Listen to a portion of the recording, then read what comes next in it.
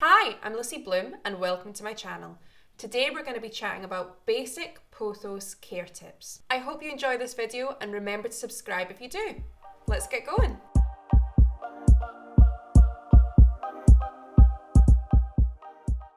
Generally speaking, pothos are a super duper easy plant to look after. Why is it easy peasy? Because it's an invasive plant in a lot of places in the world. It's a hyper survivor. It's used to just kind of finding a niche and grabbing on. And if that niche is your poorly lit bathroom, so be it, it'll roll with it. It's one of my favourite plants and it's also a perfect starter plant. It comes in a whole host of varieties. You've got jade pothos, satin pothos, marble queen, neon pothos. You've got a whole bunch there, so you've got something for everyone. This one I've got here is a golden pothos, but it's not doing so hot right now. So I'm going to be chatting about what exactly is wrong with it and how I'm going to fix that during this video. Light. So light-wise, a pothos wants bright, indirect light. So that means not in a windowsill or else it's going to frazzle, but not in a cupboard either, or else it's going to have leaf issues like leaf drop. Another thing that could happen if it's a variegated variety of pothos is that it could lose some of that variegation with time. The new leaves will produce more chlorophyll to make the most out of the light in a kind of darkish situation, so that means they're going to be greener. So a good place for me to put a pothos in this room will be on that bookcase behind me. It's a good place because it's roughly 1.5 meters, 2 meters away from my window, but because of the placement of my flat, it's never going to be getting direct light. So nice sunny room, no direct rays. Another reason why it's a nice place to pop it is because it will allow it to vine down, allow those kind of vines, kind of room to kind of wiggle off my bookcase and kind of lollop over. If you're not going to allow that kind of room, you need to pop in a moss pole, like with this one here. It's either going to want to go downwards vining or upwards on a moss pole or some other kind of supportive structure. Water. Water-wise, the worst thing you could do to your pothos is over-water it, like with many houseplants. They like to be left to kind of dry out almost completely between waterings. What I do is I don't just check the topsoil, but I also check a little bit deeper in the plant as well, just probe a wee bit down and then see if it's dry. If it is and you're happy the plant is dry, time to get watering. I usually water from the top and water it all the way down until it comes out the drainage holes at the bottom. In terms of when to water during time of day, I do it kind of early morning. That allows the plant kind of most of the day to evaporate off all that water, both from the top of the pot and also if it's a breathable container from the sides as well. If you do it at night, however, you don't give it that chance to evaporate and it's sitting in water for longer. That's not very good for the roots at all. Misting wise, just don't. You don't really need to mist a pothos. There's not many benefits to it. In fact, I'd say there was none. And also, it's bad for the plant. If it's sitting with water in its leaves for too long, you're risking things like bacterial and fungal infections. So just leave it. Soil. So as I've already said, a pothos wants to dry out between waterings. So that's really important when you're choosing your soil.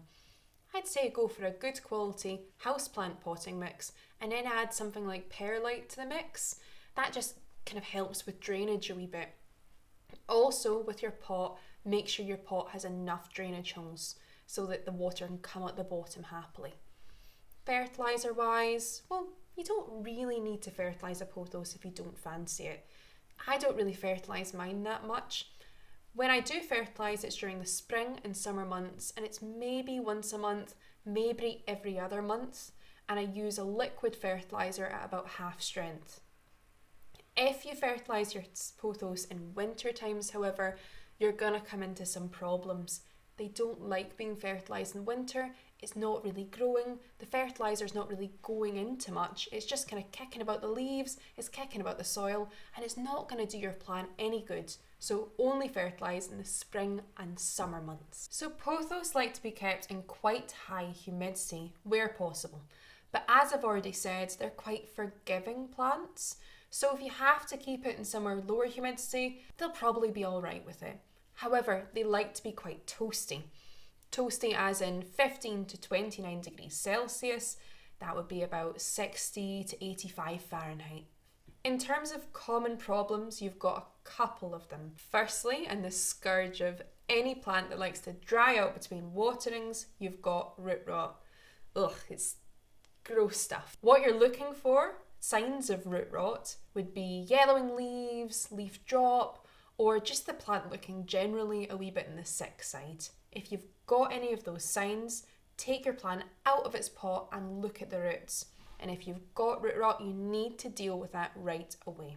It's quite an involved process involving repotting your plant, removing some of the infected roots. But what I'll do is I'm going to post a link down below that just kind of explains and chats you through it. In terms of kind of pests, wee mini beasts, you're looking at spider mites and mealybugs.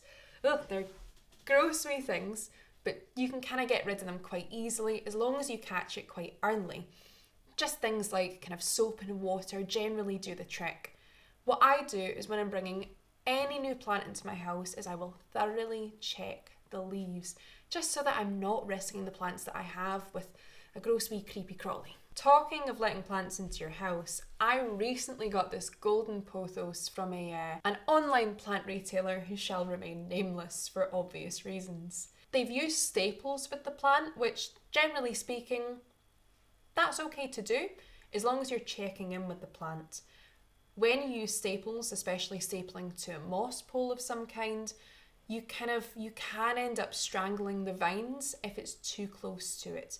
You're kind of cutting off parts of the vines, you're risking their health if you do kind of leave them be and let them grow out. That's what's happened here, and it's led to some kind of death and kind of degradation of those vines to the point where they've actually gone black in places. Right now, the top of the plant's actually looking quite healthy, so that means it's still allowing some water through, but I'm not hopeful that's going to continue for much longer as the plant is coming into its growing season now, and it's going to get a lot bigger. It's going to get really big really fast.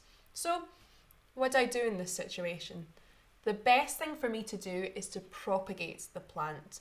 That means just kind of chopping it up into wee bits and then just growing from the bits and just starting again. Propagating a pothos is super duper easy, but I'm going to go into that in another video, just so you can see the process from beginning to end. That's going to come out next week, so subscribe to the channel if you fancy seeing it.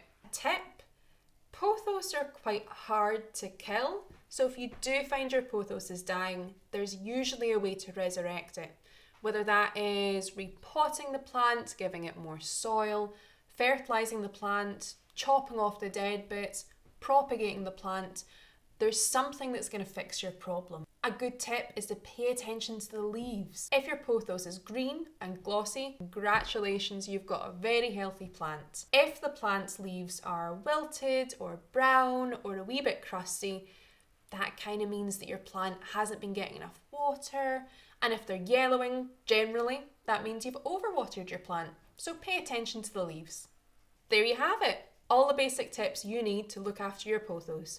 Really hope you've enjoyed this video, and if you have, leave any comments or questions down below. Click subscribe and have a lovely day. Bye!